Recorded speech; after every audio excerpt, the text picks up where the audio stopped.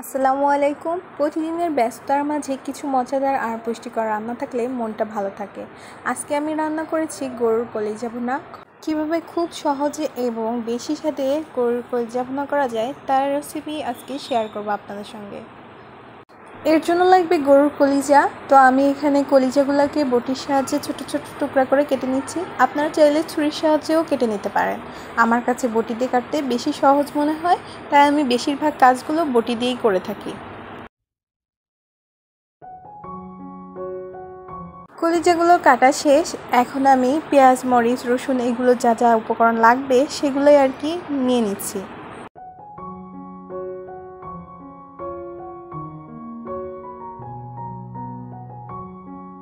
এগুলো এখন আমি বটির সাহায্যে কেটে নিব।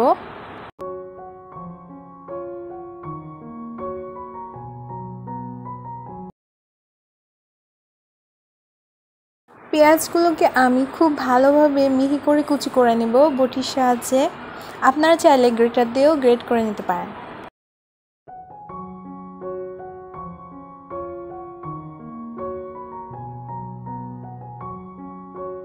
কিছু কাটা শেষ। এখন আমি চলে যাচ্ছি শিলপাটায়। আমার বাসায় যদিও ব্লেন্ডার আছে, তারপরও আমার কাছে কেন জানি শিলপাটার মশলা বাটা খাবারই খেতে বেশি মজা লাগে। আর আমার হাজবেন্ডও এটা খেতে বেশি পছন্দ করে। তো যেহেতু তারও পছন্দ হয়, আমারও এটাই খেতে ভালো লাগে, তো সেজন্য কষ্ট হলেও এটা দিয়ে আমি করে নিই। আমি গরম মশলাটাও শিলপাটায় বেটে নিচ্ছি। এখন এই যে কী লাগবে সেগুলো সব গোছানো শেষ, চলে যাব রান্নায়। তো তার আগে আপনাদেরকেও একবার দেখিয়ে নিচ্ছি।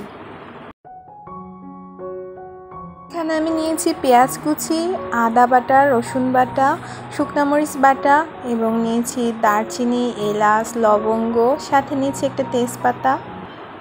এই তো। আর কলিজা ফ্যাকশাগুলোকেও পরিষ্কার করে ধুয়ে নিব। সঙ্গে কিছু টুকরা করা আলুও নিয়েছি।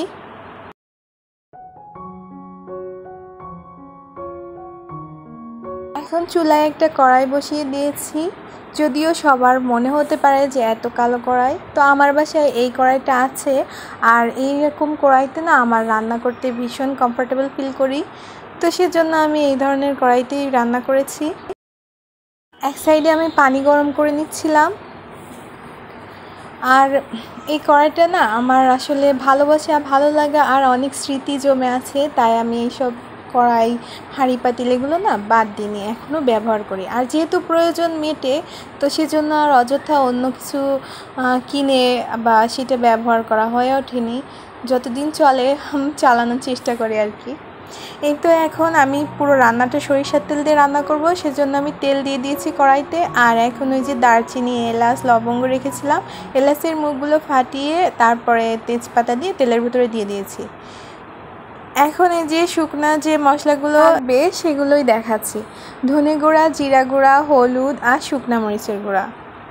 এখানে যদিও আমি বাটা শুকনো মরিচ দিয়েছি, তারপরও যদি ঝাল কম হয় তখন আর একটু গুঁড়াও ব্যবহার করব। সেজন্য তেলটা যখন গরম হয়ে উঠেছে এবং দারচিনি এলাচগুলো যখন একটু ভাজা ভাজা মানে হালকা একটা ঘ্রাণ বেরিয়ে এসেছে, ঠিক সেই পর্যায়ে আমি পেঁয়াজ কুচি দিয়ে দিয়েছি।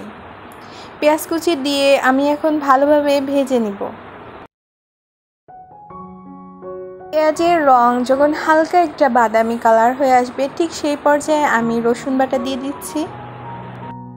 আমি আসলে এখানে চামচ মেপে পরিমাপ করে না বলতে পারছি না, কিংবা বলা হয়েও ওঠে না আমার, কারণ আমি যেভাবে আর কি রান্না মা, শাশুড়ি, চাচিদের কাছ থেকে শিখে বড় হয়েছি, তো সেইভাবেই আর কি রান্না করি। তো তারা তো কখনো দেখি নেই যে চামচ পরিমাপ করে করে দিয়েছে, তো তারপরেও ট্রাই করি, কিন্তু সবসময় হয়ে ওঠে না আর কি।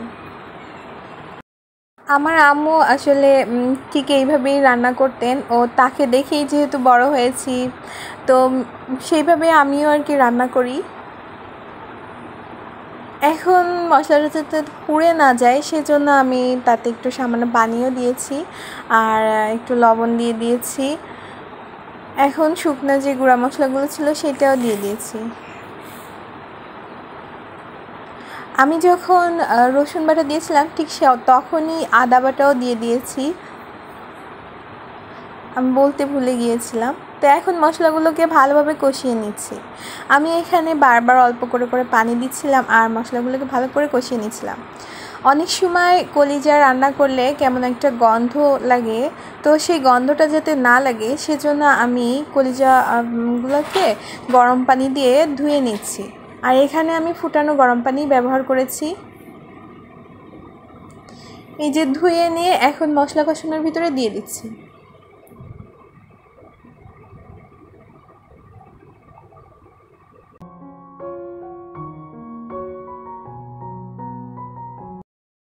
এখন এগুলো আমি ভালোভাবে কষিয়ে নিচ্ছি।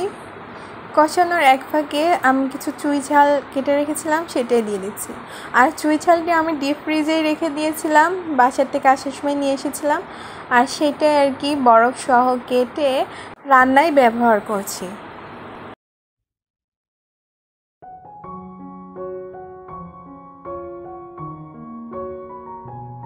এখন আমি সব কিছু ভালোভাবে কষিয়ে নিচ্ছি।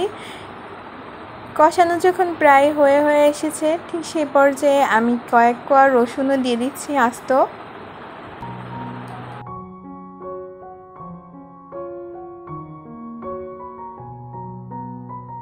আমার এখানে রসুনগুলো ছিল একটু বড় টাইপের, তো তার 4-5 কোয়া আর কি কেটে তাই দিয়ে দিয়েছি।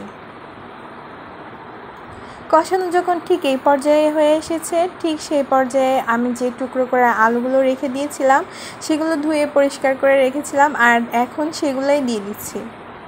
আলুগুলো দিয়ে আমি ভালোভাবে কষিয়ে নিচ্ছি।